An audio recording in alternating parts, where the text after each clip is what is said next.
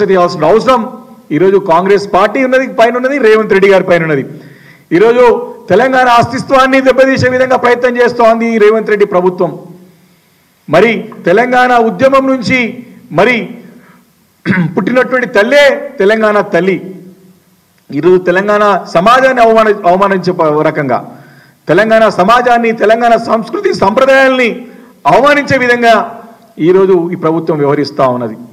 తెలంగాణ తల్లిని, వాళ్ళు ఇచ్చిన తల్లిని ఎవరు నమ్మరు కాబట్టి, ఎందుకంటే వారి అన్ని కూడా తిట్లు, ఒట్లు, గెజెట్లు, వారు ఇచ్చినటువంటి, వారు తీసుకొచ్చినటువంటి తెలంగాణ తల్లిని ఎవరు నమ్మరు కాబట్టి గెజెట్ రూపంలో, గెజెట్ ఎందుకు తీసుకొస్తారు, ఎవరు నమ్మరు కాబట్టి వారు ఇచ్చినటువంటి తీసుకొచ్చి తెలంగాణ తల్లిని ఎవరు నమ్మే పరిస్థితులు లేరు, ఆహ్వానిస్తానికి ఎవరు లేరు.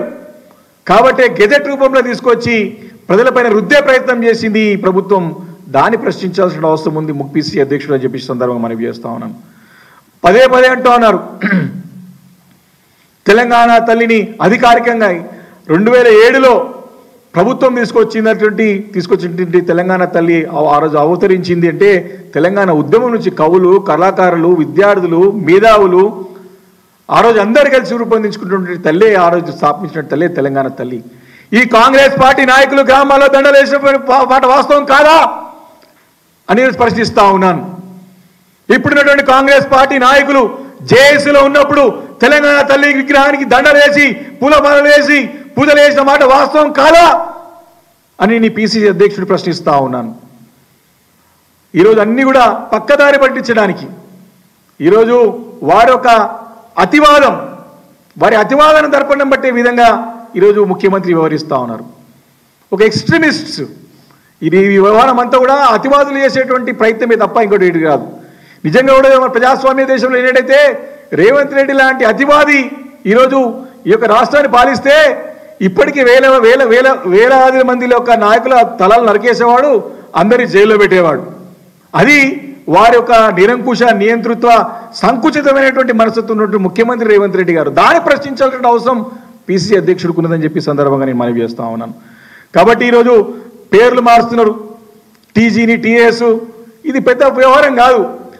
నిజంగా పిసిసి అధ్యక్షుడు తెలిసి ఉంటే తెలంగాణ రాష్ట్రం ఆ రోజు 2014లో బిల్లు రూపొందించింది ఎవరు? తెలంగాణ బిల్ పార్లమెంట్ ప్రవేశపెట్టింది ఎవరు? కాంగ్రెస్ పార్టీ కాదా? తెలంగాణకి టీఎస్ పేరు పెట్టింది కేసీఆర్ గారా? నిజంగా కొంచెం కామన్ సెన్స్ ఉండాలి. ఏదో టీజీ పేరు పెట్టుకున్నా ఎస్ సెంటిమెంట్ ఉన్నది, టీజీ ఓకే, కానీ టీఎస్ అని పేరు పెట్టింది ఆ రోజు ఉన్నటువంటి నాయకుడు దివంగత ప్రణబ్ ముఖర్జీ గారు. తెలంగాణ బిల్లులో టీజీ కాదు టీఎస్ అని పెట్టాలని చెప్పి సూచించి పెట్టించిన వ్యక్తి ప్రణబ్ ముఖర్జీ గారు. వారి మాట తీయకుండా, ఎందుకంటే పెద్దలు తెలంగాణ రాష్ట్ర ఉద్యమం సకారం కావడంలో వారు సహకరించారు కాబట్టి ఆ రోజు మా నాయకుడు వారి మాట తీయకుండా ఆ బిల్లుని కాంగ్రెస్ పార్టీ ప్రవేశపెట్టింది, టీఆర్ఎస్ పార్టీ ప్రవేశపెట్టింది కాదు ఆ రోజు. కాబట్టి దీని గురించి జ్ఞానము తెలుసుకోవాలి. ఇప్పటికే రేవంత్ రెడ్డి గారు ఉచ్చులో కాంగ్రెస్ పార్టీ నాయకులంతా పడుతూ ఉన్నారు. ఆయన ఉచ్చులో పడొద్దు, ఆయన మాయలో పడొద్దు, ఆయన మాయమాటలు చెప్పి ఏదో దాడేసే ప్రయత్నం చేస్తాడు. కానీ ఈ విషయాలు పేర్లు మార్చడం కాదు, ప్రజలకు ఏం చేస్తున్నారో మీరు చెప్పాల్సిన అవసరం ఉంది. సందర్భం మనవి చేస్తా ఉన్నాను. ఈ రకంగా తెలంగాణ రాష్ట్రంలో రేవంత్ రెడ్డి గారి యొక్క నాయకత్వంలో అరాచక పాలన జరుగుతూ ఉంది. పూటకో మాట ఎందుకు చెప్తా ఉన్నానంటే మాట మార్చే ధోరణిలో ఈరోజు ప్రభుత్వం పనిచేస్తూ ఉంది. మొదటి నుంచి కూడా మూసీ విషయంలో మాట మార్చింది, హైకోర్టు ముట్టకాయలు వేయంగానే. హైడ్రా విషయంలో హైకోర్టు ముట్టకాయలు వేయంగానే మాట మార్చింది. ఫార్మాసిటీ విషయంలో హైకోర్టు ముట్టకాయలు వేయంగానే మాట మార్చింది. అదాని విషయంలో పెద్ద ఎత్తున ప్రజలు తిరుగుబాటు రాగానే మాట మార్చింది.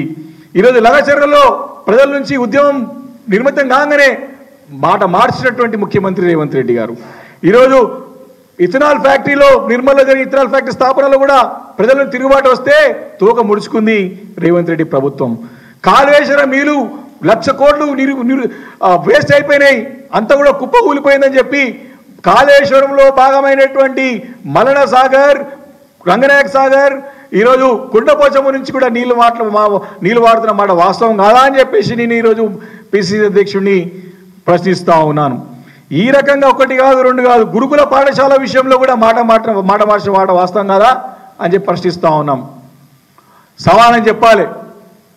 నిన్నగాక మొన్న తను ఏదో ఫిలిం ప్రమోషన్లో